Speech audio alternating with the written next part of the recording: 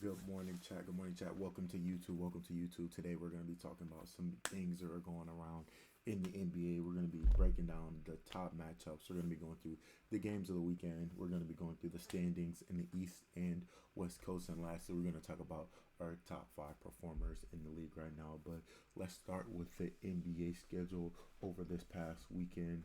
On Saturday, we got to talk about our Cleveland Cavaliers. Cavaliers, they beat Memphis. That was a good game. Toronto beat the sleeves off Indiana. You had Minnesota falling to Denver. You know, Minnesota has had Denver's number for the past couple of years playing in the playoffs, and this is that and the other. So that was definitely a highly entertaining. You had Houston, they took on Orlando, and Houston would go on and win in overtime 117 to 113. And then Cleveland played Milwaukee on Monday. I watched that game live. That game was absolute killer. In a 2 game span, Mitchell has 67 points, 10 boards, and 12 assists. That was from Saturday's game and Monday's game. So Donovan Mitchell's on a tear right now. He is one of 6 players averaging 30 or more points right now. We're gonna get into him when we talk about our top 5 favorite players in the league right now. Yesterday you had Memphis. They took on San Antonio. They lost. Spurs 101 to Memphis's one. I'm sorry, Spurs had 111 compared to Memphis's 101. Lakers scored 140 in LeBron's return last night. LeBron, I think, had 11 points and 12 assists. He was really facilitating the ball, so that was a good start. And as you know, today is NBA Wednesday. We got Cleveland and Houston tonight. That's going to be a great game. I'm going to be at work streaming that game.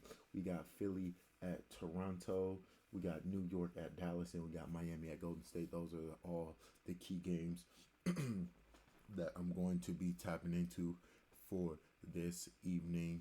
Let's start with some power rankings within the NBA right now. We're gonna pull up the standings here, and we're gonna start with my power rankings. First, we got OKC at number 1, no question, no comments or concerns. You got Cavs at 2.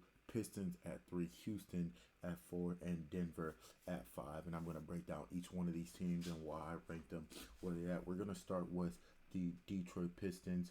Cade, right now, he is averaging, I want to say, 25 and 10, if I'm not mistaken. He is absolutely going nuclear this year. You got Jalen Duren. He's coming off a 30-point game a couple of nights ago. He is going crazy. He is on a contract here. Yeah, he's got 27. He's averaging 27, 5, and 9. He's currently second in the league for assists total. Shooting 43% from the field. Not fantastic, but for him to be in, I want to say, his 3rd or 4th year, he's absolutely getting better and better. He is trending in the right direction. Over the past couple seasons, he has been continuing to make improvements. And if Cade is playing like this and he's playing out of his mind right now, they are currently 10 and 2, if I'm not mistaken, at the top of the Eastern. 13 and 2. I'm sorry. So when I wrote it down, it was 10 and 2. They're 13 and 2, first in the East right now. But as you know, let me see where that L is. Our Cavaliers, they beat them. Our Cavaliers, they beat them. So, and when we beat them nice too. We held them to less than 40% shooting from the field. As you see, Jalen Duren shooting 67% from the field. He's averaging 20 points per game right now, 11 rebounds. So he's having a stellar breakout year and just continuing to move in the right direction. Detroit is looking scary this year because of how good their defense is. They are top 3 in steals and second in blocks per game. The Pistons are coming off a win last night against the Atlanta Hawks. Before that game, Pistons were on a 10-game winning streak. They would extend it to 11 by beating the Hawks. And the Hawks were a hot team right now. Hawks going into that Detroit game were on a 5-game win streak. So I'm glad to see the Detroit Pistons showing up where they did. Detroit is top 5 in points allowed by opponent. So their defense is totally strong. They're not allowing too many points. And they are number 3 in opponent field goal percentage. I believe their opponents are shooting less than 40% from the floor, while Detroit is also 4th in rebounding. So they're getting it done on almost every end of the floor. So if Detroit was to kind of find a way to get their offense kicked in even more, they'd be on a whole different level. And going into the season, I was not really tracking to Detroit being a powerhouse. And Hey, the Pistons are showing up, but the tale of the tale is it going to matter once the All Star break comes around, right? After the All Star break, that's where we kind of see teams turn that heat up and we see them take that next level, right? Does Detroit take it to that next level, or are they reach their peak early in the season and continue to be here while the teams elevate and they kind of fall behind? Let's get into our Cleveland Cavaliers next. Cleveland is currently second in the Eastern Conference. They're led by Donovan Mitchell. Like I said earlier, one of six players averaging 30 or more points. Cavs have a high-powered offense in Sam Merrill and Donovan Mitchell, who are both top three in three-pointers made per game. They sit around four per game as a team. The Cavs are seventh in points scored per game, and the Cavs lead the league in force turnovers. That's a good sign, right? When you have a high-powered offense and you can force turnovers from the opposing team, that is a recipe for success. Cleveland is currently 10-5. They're on a two-game win streak. The last 10 games, they are 7-3. So they're kind of finding their footing, and we don't even have all our players, right? Darius Garland, he's been in and out of the lineup. You got Max Strus, he hasn't touched the court this year. So I have some high hopes for Cleveland. I'm looking for them to make a deep run in the playoffs. We say that every year as a Cleveland fan, right? And get bounced in the second round. So we need Cleveland to really show up this year, especially with the East being wide open like it is. You know, Miami, they don't have their star Tyler Hero right now. Boston, they don't have Jason Tatum. You got Atlanta Hawks, they don't have Trey Young right now. You also have, there was one more notable injury. Giannis, he is out right now for a 2 to 3 week period, and the Pacers at the bottom of the East right now without Tyrese Halliburton. So the East is wide open. We can make it definitely another good run. I don't want to see us be at the number one spot, but then kind of fall off when the playoff starts, right? Because it doesn't matter who's at the number one spot. We need to make a deep run in the playoffs, even if that means being the sixth, seventh, or eighth seed. Hey, so be it. Make a deep run in the playoffs. The number one seed does not matter if you can't get the job done in the playoffs. You got Houston. Houston Rockets are third in the West right now.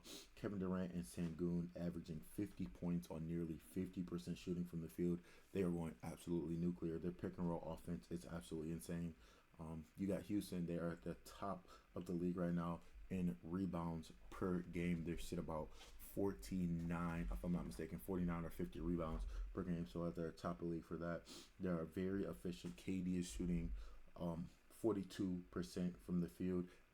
I'm sorry, KD is shooting, I want to say 46% from the field. As a team, Houston is shooting 42.6% from the three. So they have a very efficient offense that can rebound very well. And as they figure out, like I said in the last podcast, once they figure out they have turned those turnovers, they have decreased the amount of turnovers they get per game. So Houston is going to be a very big problem, especially if they were to get a facilitating point guard who can run plays, get the offense, put players where they need to be. It's going to be absolutely insane what Houston can do this year. As you can see, Sengun, he's got a point guard mindset. He's moving players. He's telling people where to go on off-ball screens and this, that, and the other. So Houston looking like a scary contender right now. And then, you know, Denver, you already know why. Denver, I'm not going to put no stats behind it. I'm just going to put out one name. Nikola Jokic. Over the past 3 games, he's averaging almost 30, 13, and 12 right now. He just came off a 36-point game against Chicago where he put up 36 points, 18 boards, and 13 assists. So Nikola Jokic, he continues to show why he's one of the best players in the league right now. Nikola Jokic is just on a different tear. And with that, let's get into our top 5 performers or our top 5 best players in the league right now.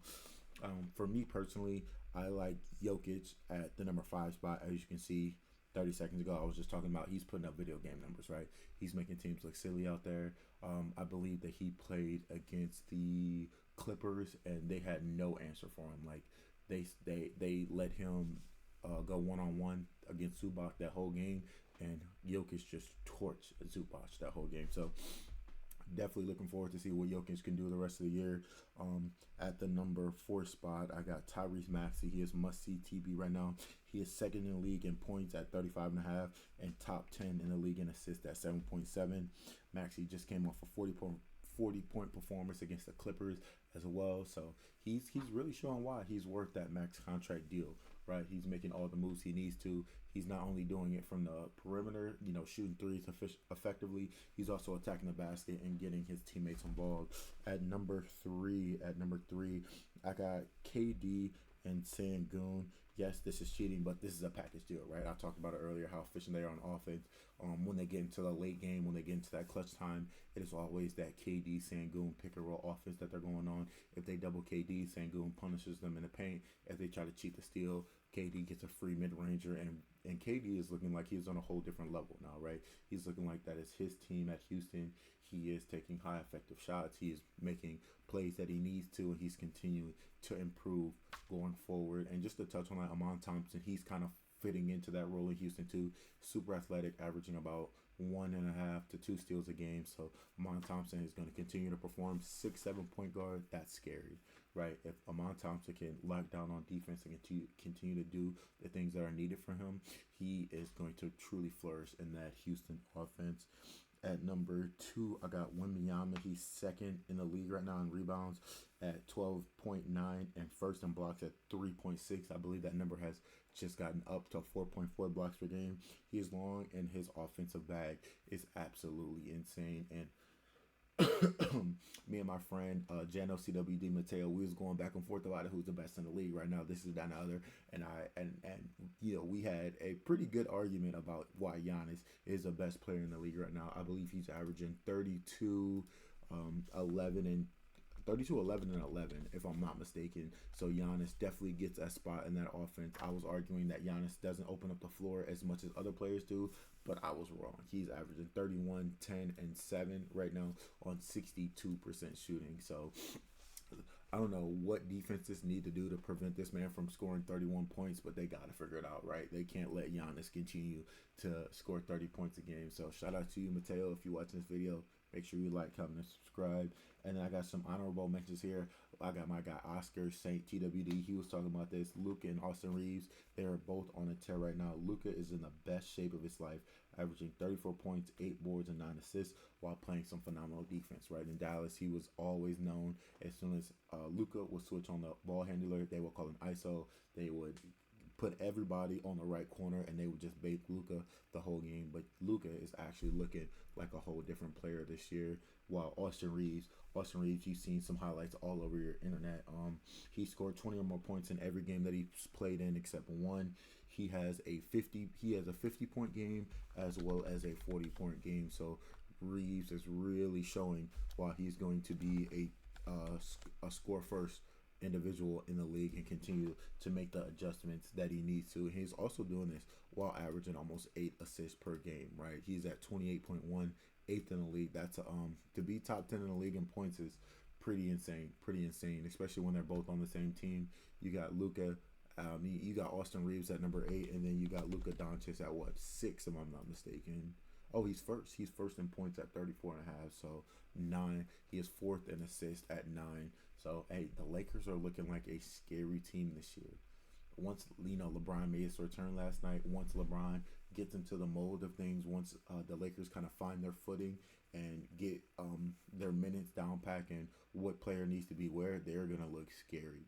They got DeAndre Ayton. Yes, he's a high-powered motor system, and it depends on what kind of production you'll get out of DeAndre Ayton. But I want to see the Lakers continue to ascend to that next level, right? I want to see them continue to make those game-breaking adjustments, continue to get Luka and Austin Reeves the ball, and continue to have them score effectively and efficiently like they have, right? Yes, Luka is a high-volume shooter, but he's currently at 47% from the field, while Austin is 44, if I'm not mistaken. 49. He's at 49% from the field. So they're taking some efficient shots, right? So if they both can be efficient while they're shooting,